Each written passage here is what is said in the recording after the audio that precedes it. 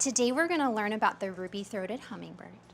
And before we start, I want to show you a video of hummingbirds so you can see how they move and what they eat, what colors they are.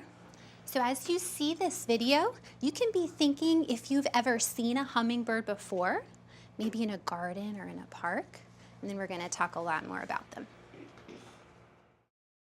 50 different species, they are dazzling in their diversity.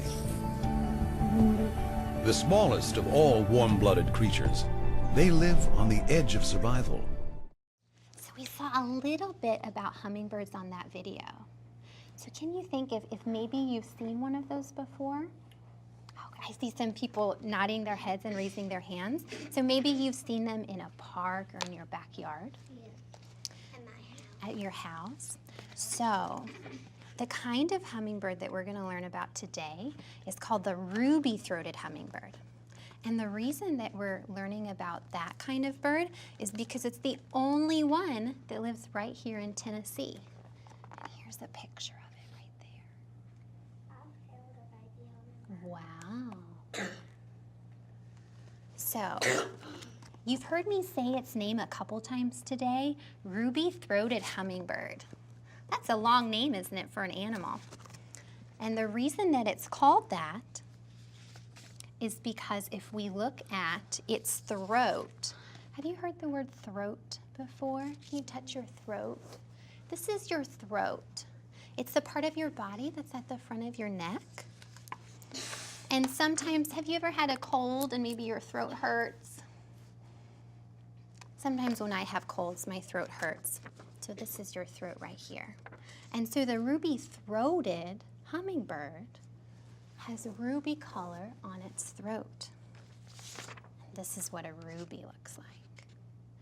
A ruby is a gemstone. It's kind of like a diamond, but it's this beautiful red color. So we have a ruby-throated hummingbird. And again, it looks like this. So do you see the ruby color on its throat? Mm-hmm. So that's why it's called a ruby-throated hummingbird. So when you think about migrate, the word migrate, can someone look at this? Migrate. What letter does it start with? M. M. So a way that I remember the word migrate is it starts with M, like the word move. So they're moving from one place to another. Olivia, can you hang the word migrate on our vocabulary wall? Thank you. So it's a hummingbird's life. And it's about a hummingbird and what it does in the different seasons, the 4 different seasons of the year. So we as people do different things in the 4 seasons, in winter, in fall, in spring, and in summer.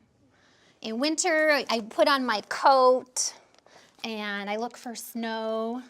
What else do you do in the winter? What are some things you do? Snowman. You make a snowman. What else? Snowman. You make snowman. And then in the spring, I have a snowball fight. So we do certain things in the winter. In spring, it gets warm. I like to look at the flowers in spring. In summer, that's when it gets really hot. Swim. And you go to the swimming pool. What else do you do in the summer? Play with my friends. You play with your friends in the summer? Go to the park. Mm-hmm. And then the last season is fall, and fall is when the leaves change colors. And do you ever? You're right. And we can rake the leaves into piles and jump on them. So just like we do different things in the 4 seasons, so does the hummingbird. And so we're going to talk about what the hummingbird does in spring, summer, fall, and winter. So let's get started. It's A Hummingbird's Life by Irene Kelly. And if you need to move so you can see the illustrations, you can. Thank you. What is a hummingbird's life? Very, very busy all year round. And I see some labels in this book. This says male. This says female. So one thing that I noticed right away is that the male and the female look different. I see that the male hummingbird has the ruby throat. Does the female hummingbird have the ruby throat? No. So we can know which one's a male and a female, which is a boy and a girl. Spring is a busy time in the life of the ruby-throated hummingbird. It begins with the gigantic job of building a tiny, tiny nest. The nest is only as big as half a ping pong ball. Besides the occasional fishing boat, the only place for a hummingbird to rest during this flight is on a, does anybody know what that is? A hot air balloon. Sometimes hot air balloonists hang feeders, hummingbird feeders, from their basket to give the voyager a much appreciated snack. The tiny birds keep going even after the sun sets. So this is the last page of our fall section. So now let's think about, what do hummingbirds do in the fall? Think about it and keep it in your head. I'll show you some pictures to help you remember.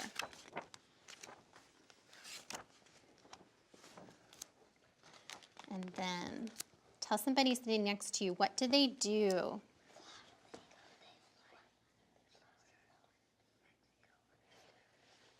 And then raise your hand. Who can tell us? It's a very important thing that hummingbirds do in the fall. Wow. Yes, Holland.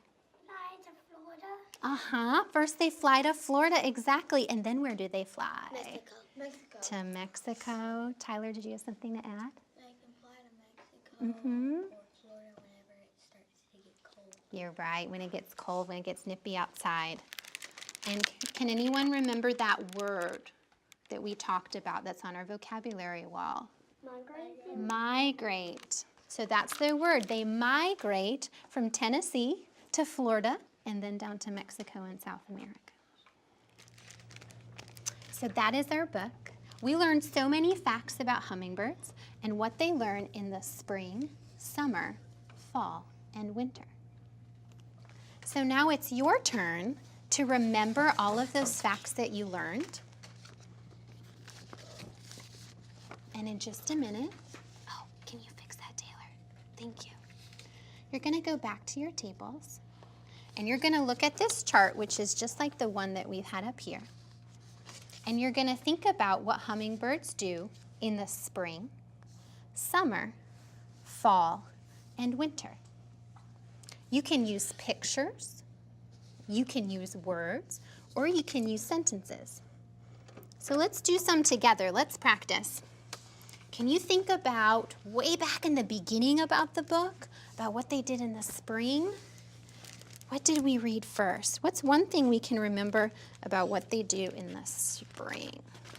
And I'll call on somebody who's raising their hand. Holland.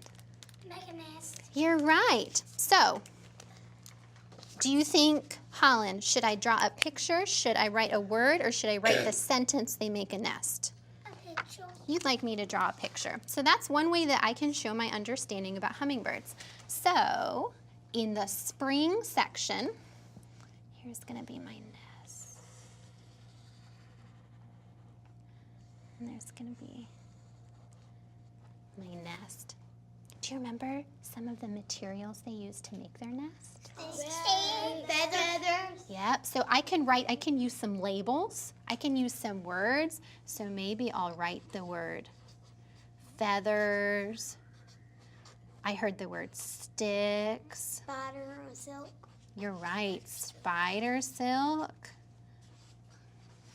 So now if I'm talking to somebody about what I learned, I can tell them in spring, hummingbirds build a nest and they make it with feathers, sticks, and spider silk. So that's one thing that I can record on my paper. And you can begin as soon as you have your pencils and crayons, you can get started and do exactly what we did over here. You can use pictures or words or sentences to write about all the things you remember about hummingbirds. What do you remember that they do in springtime? Yeah. So how do you do that? Do you want to draw a picture or write a sentence? Okay, that's a great one.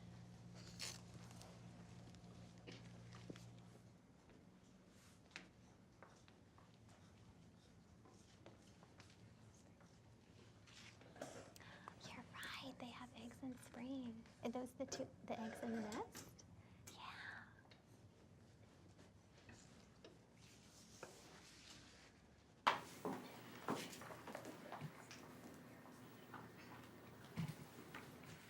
Put your pencils on the desk. Put your crayons back in your crayon box.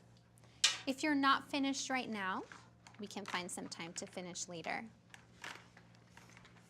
Now what I want everyone to do, I want you to pick up your paper,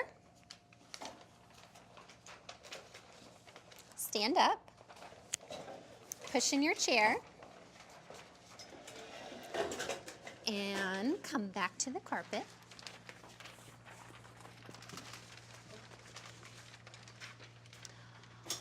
Thank you for walking so quietly and peacefully. Thank you, Taylor. That was a nice idea to walk around the table.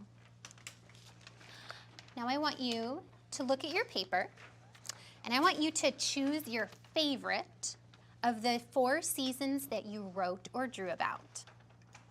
So choose one that's your favorite, that you want to share with a friend. And then turn to somebody near you, show them your paper, and tell them what you drew or wrote about. Yeah, you two can turn around.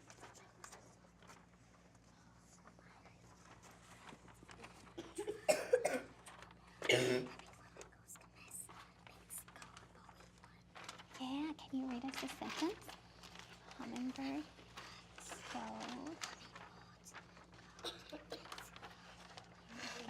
Nippy. Nice job. And if you want to find another friend, see if you can find another friend and share your favorite sentence with them.